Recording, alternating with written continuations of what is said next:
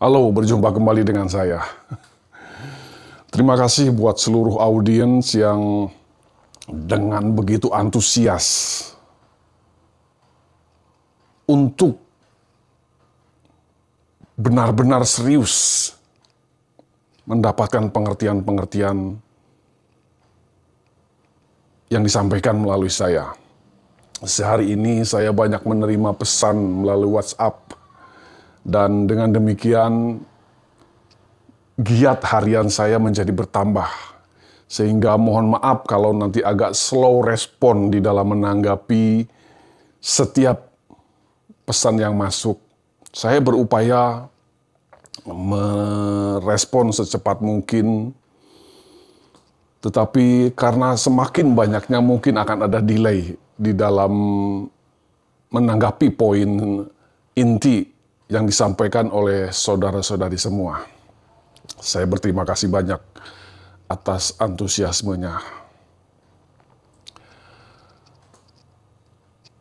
Pada kesempatan kali ini saya akan menyambung apa yang pernah saya ulas di video sebelumnya terkait energi vortex dan turunannya tentunya. Turunannya, yang maksudnya substansinya dari vortex itu sendiri. So, jangan kemana-mana, tetap di sini di channel Metaphysics for Life.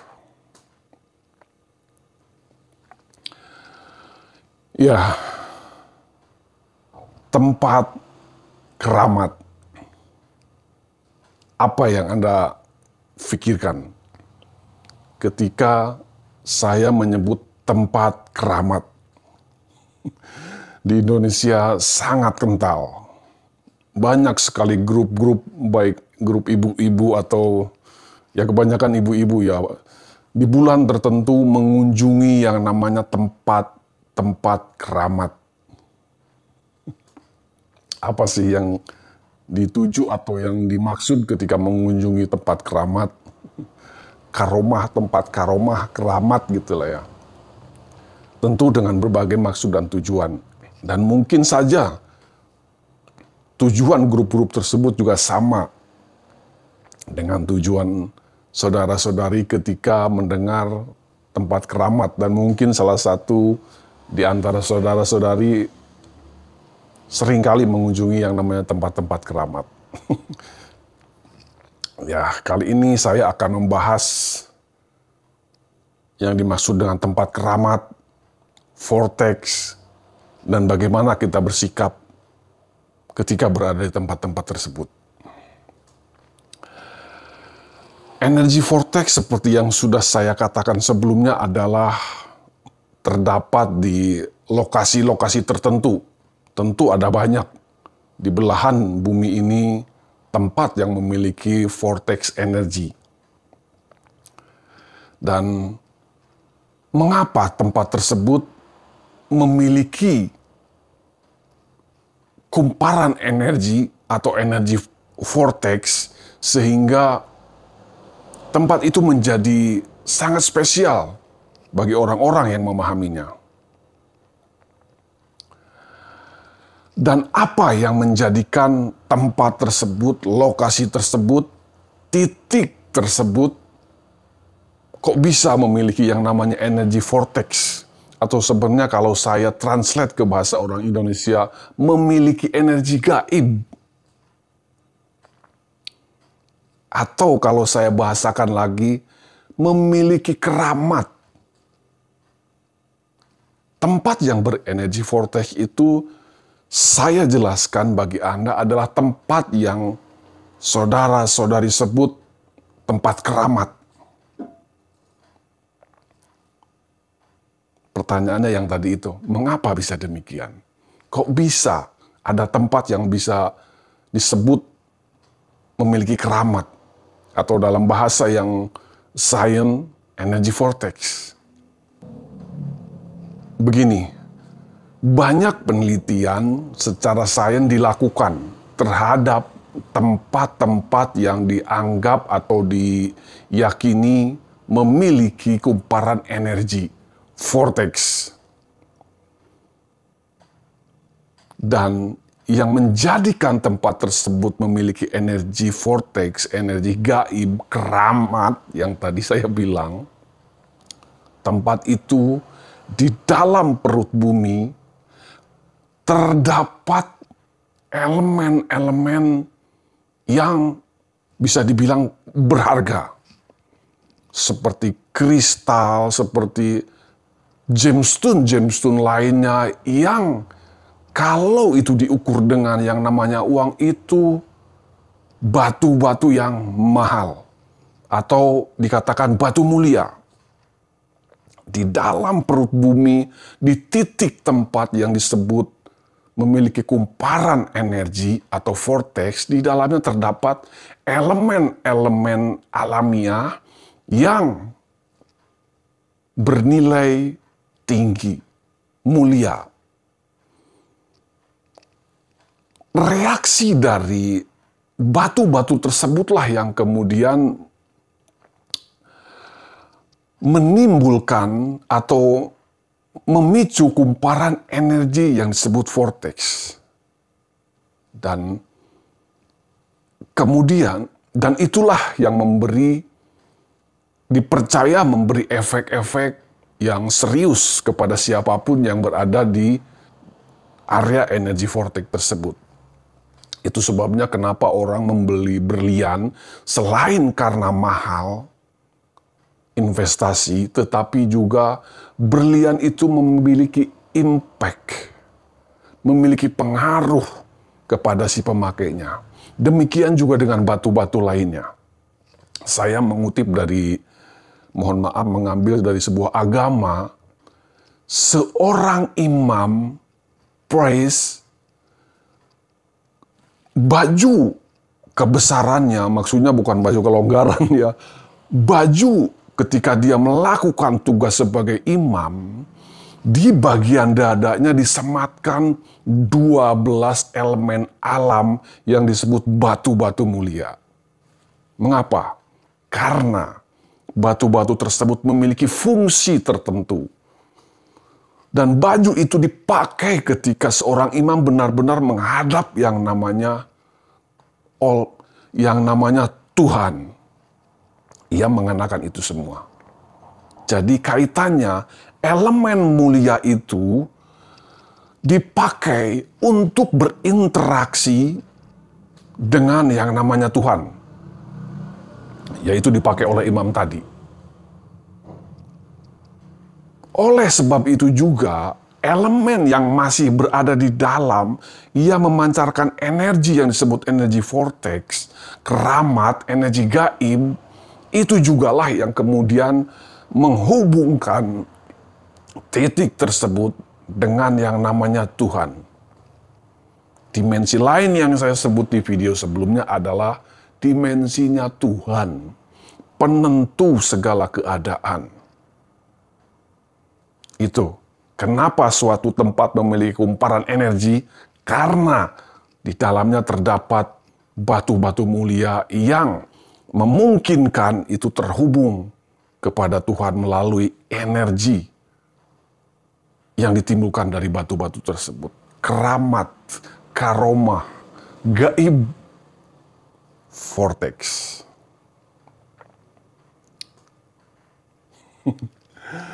Nah, ini saya berbicara, membahas ini, saya korelasikan dengan kultur yang terjadi di bumi kita Nusantara, di mana banyak orang gemar sekali mengunjungi yang namanya tempat keramat atau tempat kumparan energi vortex. Pertama saya jelaskan, ada yang memang tempat itu secara alamiah memiliki energi gaib, keramat atau vortex, tetapi ada tempat yang sebenarnya tidak memiliki kandungan elemen-elemen alamiah yang mulia tadi. Tetapi kenapa bisa menjadi disebut tempat keramat yang memiliki energi gaib, vortex? Karena di tempat itu pernah menjadi titik di mana seseorang seperti yang saya bilang di video sebelumnya, pernah orang yang memiliki kumparan energi powerful atau vortex atau gaib atau orang yang memiliki keramat entah pernah berada singgah di tempat itu yang disebut petilasan atau bahkan itu menjadi kuburan jasmaninya. Maka yang awalnya tempat itu tidak memiliki energi vortex menjadi memiliki energi vortex, energi gaib atau keramat karena ada sosok yang berinteraksi, entah singgah atau entah dikubur di dalam tempat tersebut. Tetapi ada perbedaan kalau tempat yang alamiah memiliki energi vortex, selama kandungan elemen batu mulianya juga tidak habis, tidak dieksplor gitu ya sama manusia, tempat itu akan tetap memiliki keramat. Tetapi kalau itu semua sudah dieksplor, energi vortexnya saya pastikan itu hilang. Demikian halnya dengan tempat yang disebut sebenarnya tidak keramat, tetapi karena ada jasad orang yang penuh keramat ditanam di situ, atau bahkan tempat dia singgah yang disebut petilasan, energi keramatnya, energi vortexnya itu bisa hilang. Karena selagi atma orang yang ditanam itu berada di area itu, ya energi vortexnya ada. Tetapi atma itu tidak selamanya tinggal di mana jasadnya dikubur. Dan di titik itu keramatnya sebenarnya sudah tidak ada.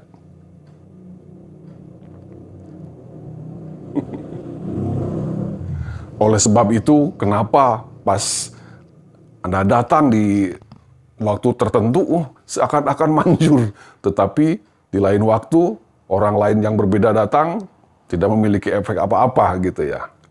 Penjelasannya seperti itu. Energi keramatnya ada kalau atmanya, jiwanya juga berada di tempat itu. Tetapi kalau ia berpindah, energinya hilang. Sama seperti yang alamiah. Kalau batu mulia di dalamnya itu diangkut, dieksplorasi gitu ya, digali, ditambang, habis,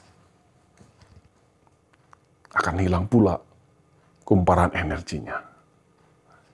Ya, sekarang kita beralih dari bahasan kenapa suatu tempat memiliki keramat atau memiliki energi vortex. Kita beralih ke hal berikutnya. Orang Indonesia suka mengunjungi tempat yang disebut tempat keramat untuk mendapatkan, atau kurang lebih begini, supaya doanya terkabul, harapan keinginannya menjadi kenyataan. Salah nggak? Kembali, bukan soal salah atau benar.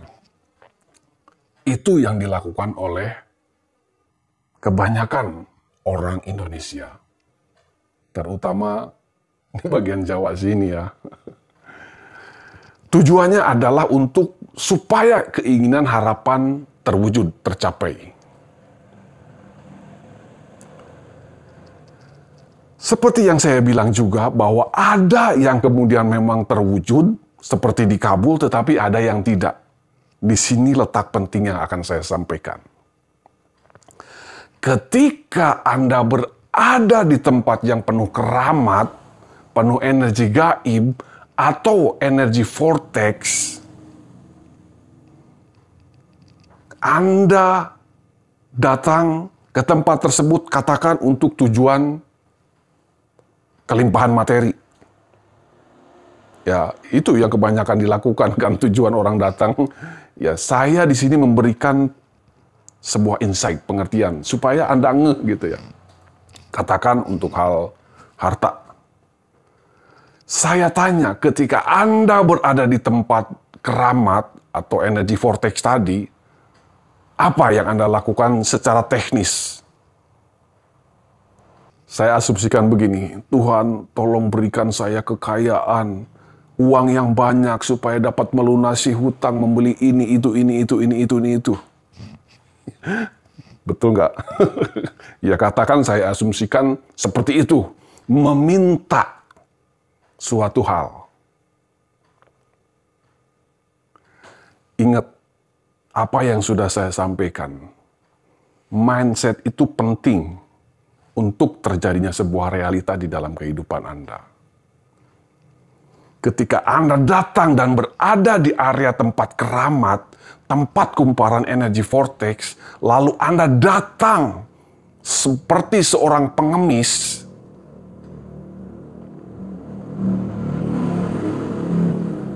jaluk, meminta-minta, saya tanya kepada Anda sedang memposisikan sebagai orang kaya atau orang miskin? Dengan sikap hati yang memelas, bukan memelas, mengemis. Tuhan tolong berikan ini, berikan itu, minta ini, minta itu. Anda sudah tahu jawabannya. Itu sikap orang miskin. Saya sudah sampaikan sebelumnya bahwa energi vortex akan merespon apapun energi yang Anda pancarkan di dalam diri Anda. Energi A akan menghasilkan realita A. Energi B akan menghasilkan realita B. Artinya, energi miskin akan menghasilkan kemiskinan. Energi kaya akan menghasilkan kelimpahan. Saat Anda datang memposisikan diri mengemis, itu energi miskin. Itu sebabnya ada banyak orang malah frustasi ketika setelah berkunjung kepada tempat-tempat yang disebut keramat, atau menganggap tidak terkabul. Tetapi saya tegaskan di sini, disitulah letak harus diset ulang mindsetnya ketika Anda mengunjungi tempat keramat atau tempat yang memiliki kumparan energi vortex. Jangan jejaluk. Ubah konsep berpikir Anda saat berada di tempat keramat. Posisikan, kalau itu soal finansial, posisikan Anda sebagai kaya raya yang punya banyak uang. Apa? Seperti yang sudah saya bilang sebelumnya. Beri. Di tempat itu ada banyak cara untuk melakukan, untuk setiap Anda mengekspresikan, saya kaya. Oke, itu teknis ketika kita melakukannya kepada sesama. Lalu apa yang kita lakukan ketika terhubung di dunia metafisiknya? Ucapkan hal yang ucapkan apa yang ingin terjadi. Kalau Anda berbicara ingin sebuah kelimpahan materi, mengucap syukur buat apa yang Anda targetkan. Bilang saja terima kasih untuk uang yang tiada hentinya datang bagi saya. Salah satu contoh. Ingat, jangan memancarkan energi negatif di lingkaran energi vortex atau tempat keramat. Biasanya ada kuncen yang memberi peringatan dengan tegas. Jangan mengucapkan kata-kata buruk, kata-kata negatif. Atau bahkan jangan berpikir sekalipun hal yang negatif. Maksudnya ini, saudara. Mungkin mereka tidak dapat menjelaskan. Saya hari ini menjelaskan. Anda yang datang untuk sebuah kesehatan, jangan mengemis kesehatan. Ucapkan sesuatu yang advance. Say thanks in advance. Mengucap syukur untuk hal yang belum terjadi, hal baik yang Anda harapkan. Terima kasih saya sudah sehat. Terima kasih saya kembali penuh vitalitas, gagah, perkasa. Itu yang setting yang seharusnya Anda perhatikan. Ya, sudah mulai paham ya. Kalau datang ke tempat keramat, hati-hati. Ya. Oke, sekarang saya akan next step lagi. Itu tadi tata cara bagaimana kita men-setting sebuah sikap ketika berada di tempat keramat. Di video sebelumnya saya menyinggung bahwa kalau Anda tidak bisa datang ke tempat-tempat yang disebut memiliki energi vortex, energi keramat, ada cara sederhana, cara termurah adalah temukan di sekitar Anda orang-orang yang memiliki keramat, karomah. Itu sama artinya orang itu memiliki energi vortex. Lakukan hal yang sama. Seperti Anda mengunjungi tempat yang dianggap keramat oleh Anda. Walaupun sebenarnya mungkin tempat itu sudah hilang keramatnya. Yang saya jelaskan tadi. Tetapi akan lebih baik ketimbang Anda mengunjungi jasad orang yang memiliki keramat, yang sebenarnya keramatnya ikut pergi bersama atmanya, bersama jiwanya. Akan lebih baik kalau saudara, saudari, menemukan seseorang yang memiliki keramat.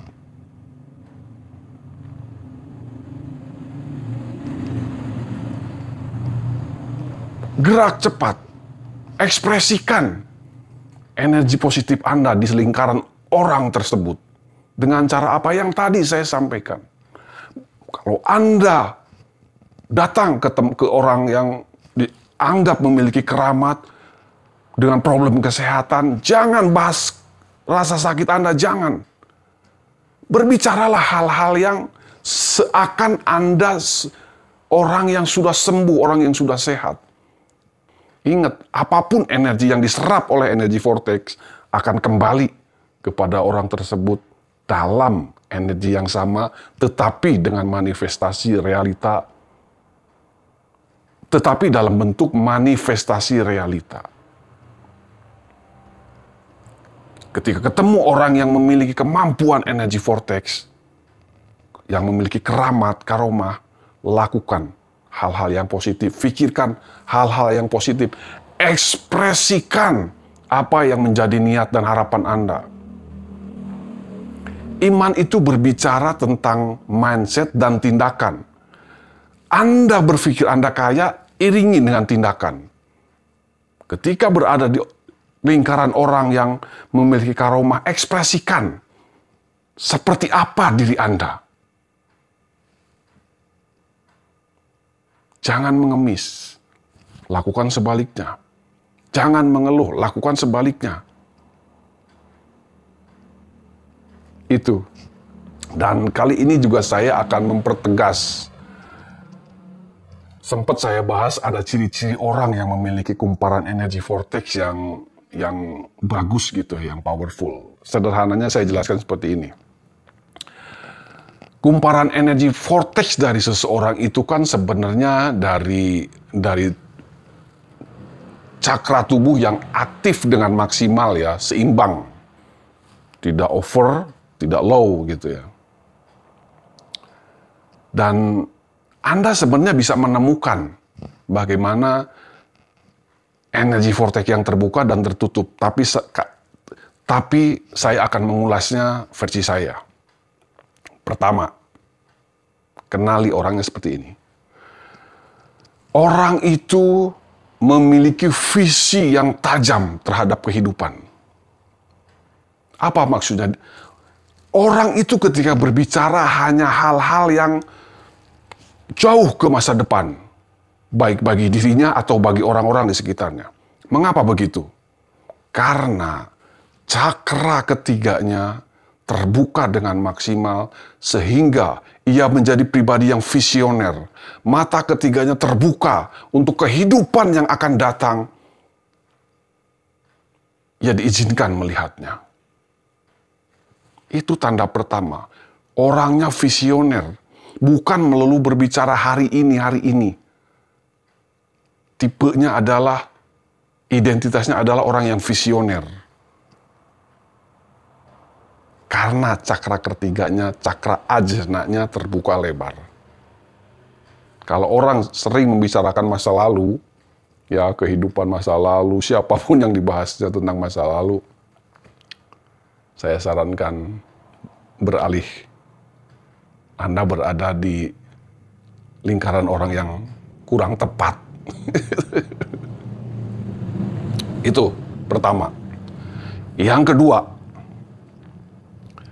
Anda akan mendapati seseorang yang tutur katanya, tutur bahasanya komunikatif sekali. Apa sih maksudnya komunikatif? Dia dengan begitu mengalir menyampaikan sebuah hal atau setiap hal dengan kata kalimat yang nyaman di telinga Anda, mudah dimengerti oleh Anda, dan dengan intonasi yang terukur. Ya, karena apa? Untuk mendelivery sebuah pesan melalui mulut, melalui ucapan, melalui kata-kata, harus disertai energi. Energi apa yang dimaksud? Energi cakra throat, cakra tenggorokan. Tanda yang kedua orang tersebut komunikatif. Dan dengan intonasi yang terukur. Kapan ia harus memberikan intonasi tertentu, kapan dia harus mengganti intonasi. Karena cakra tenggorokannya aktif dengan maksimal. Yang ketiga, orang yang memiliki kumparan vortex yang kuat, yang bagus. Sekarang masuk ke cakra di bagian ini ya, cakra jantung. Apa sih? Orang itu penuh kasih. Welcome terhadap siapapun. Tidak pendendam. Hatinya murni. Anda akan merasakannya, baik secara face to face atau bahkan yang disebut jarak tidak lagi membatasi rasa itu.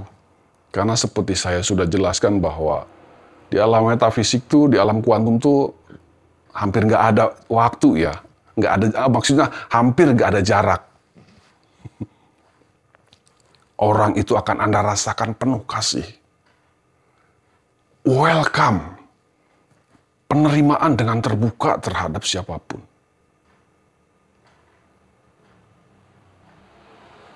Dan Anda merasakan itu. Itu yang ketiga, simpel saja. Lalu yang keempat, orang itu tidak memiliki keraguan di dalam tindak tanduknya.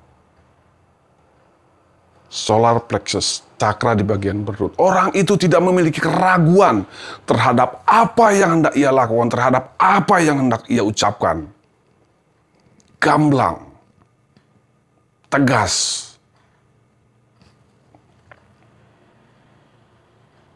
Ada banyak orang yang bahkan dia ragu terhadap dirinya sendiri.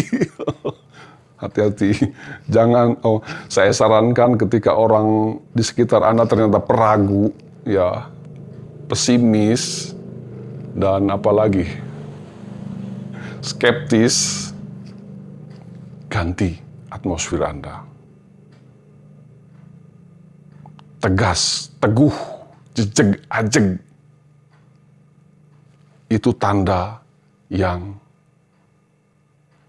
keempat. Sekarang kita beralih ke cakra berikutnya, yaitu cakra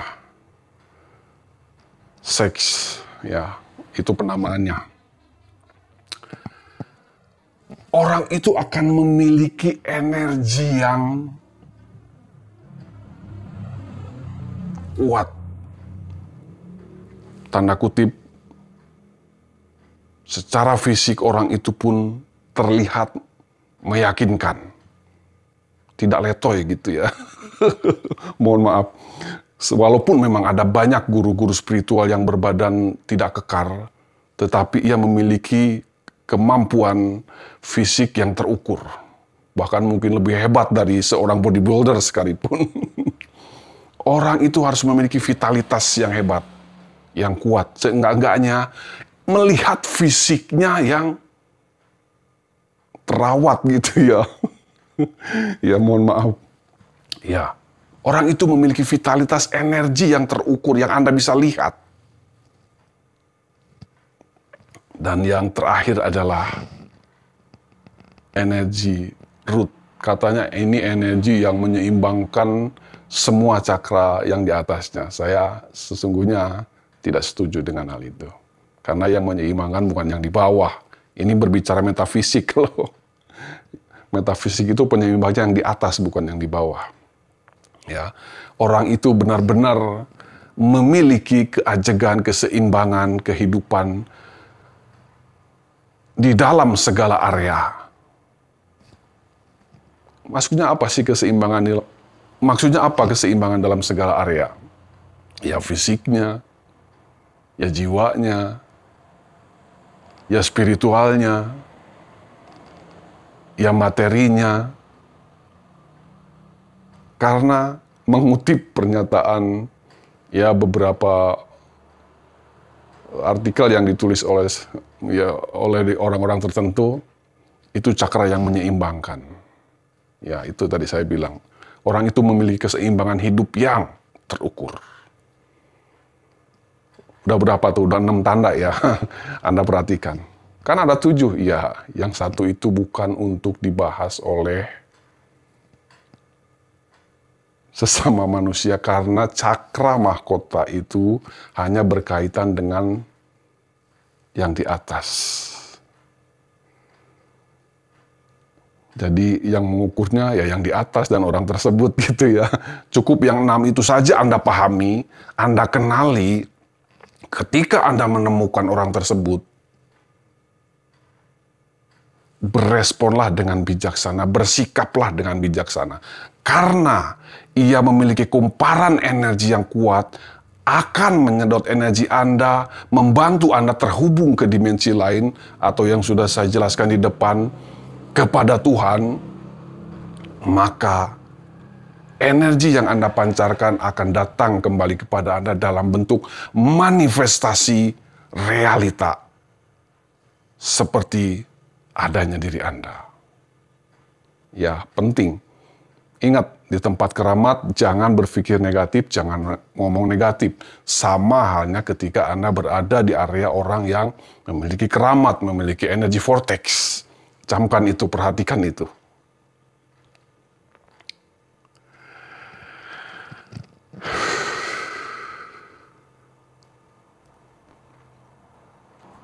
Sekarang hal terakhir yang akan saya sampaikan. Lalu apa kaitannya energi vortex dengan piramida? Karena saya membawa konsep piramida di dalam penyampaian materi-materi saya. Dan piramida itu pula yang saya katakan dengan sarana itulah saya mencapai tahap-tahap yang belum pernah saya capai di dalam kehidupan saya. Mengapa bisa begitu? Saya jelaskan di sini.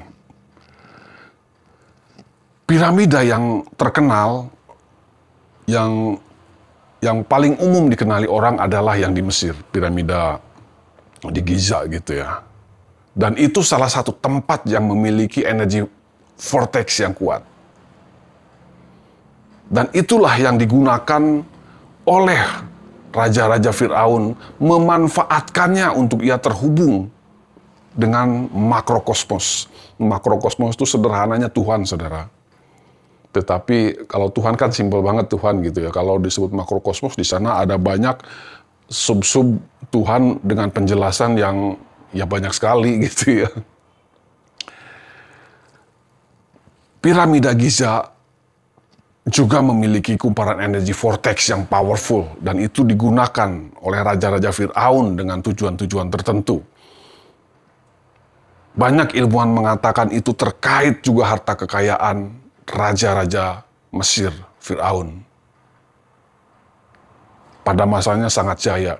Pertanyaannya mungkin ada yang bertanya, kenapa sekarang Mesir tidak menjadi negara yang powerful? Kalau memang itu piramida punya fungsi kekuatan seperti itu, kenapa sekarang kok Mesir melempem? Ya, pertanyaan cerdas kalau Anda memiliki pertanyaan itu. Jawabannya adalah karena gradasi ilmu. Leluhur Mesir ngerti persis fungsi dan maksud piramida itu. tetapi gradasi pengertian ilmu oleh karena percampuran budaya, dan itu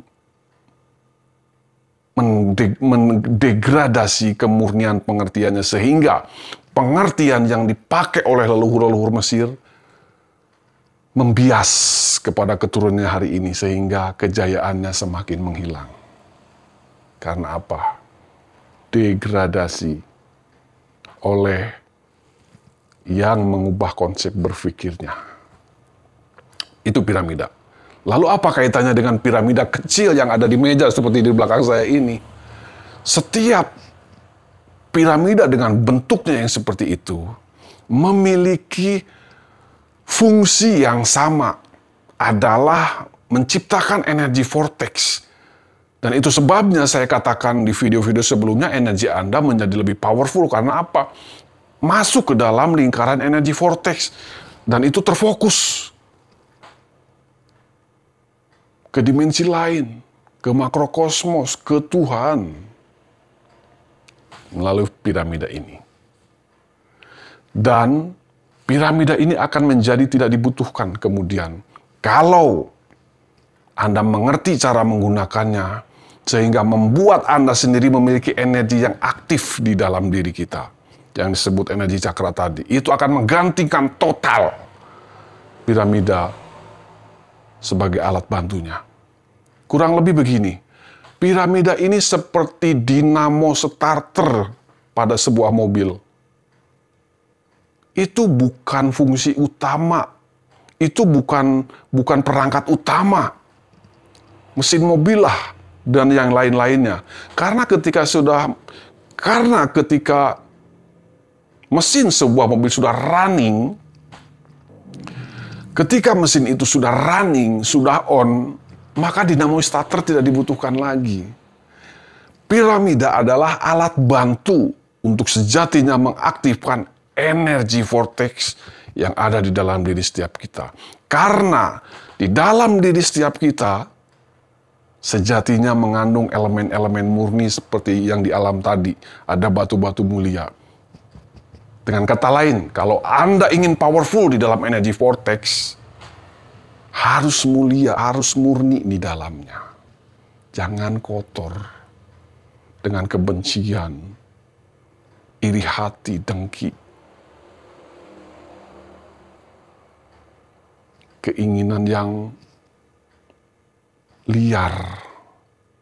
Itu mengotori yang ada di dalam diri Anda. Dan itu yang menghambat performa diri Anda. Aslinya setiap kita itu powerful. Tetapi kemudian hilang kemurniannya di dalamnya karena berbagai faktor, sehingga kekuatan powerful itu juga hilang. Piramida ini saya katakan telah menjadi dinamo starter bagi diri saya. Saya dapat mencapai pengertian-pengertian dengan bantuan piramida ini pada awalnya. Seperti yang sudah saya sharingkan video awal tentang piramida. Saya berada dalam titik nadir. Kemudian saya mendapatkan pengertian kebijaksanaan piramida. Saya praktekkan, saya gunakan. Dan secara terarah dan terukur, saya mengalami dampak yang signifikan sampai dengan hari ini. Sekalipun demikian, saya tetap sesekali menggunakan piramida. Karena apa ya, ada kalanya mobil dimatiin mesinnya gitu ya, di shut down. Dan ketika ingin menyalakan ya pakai lagi dinamonya, starternya. Ya konsep yang mirip lah. Ya. Terima kasih untuk tetap terhubung di komunitas TBM Metafisik. Dan Anda yang sudah terpilih masuk ke kumparan channel ini,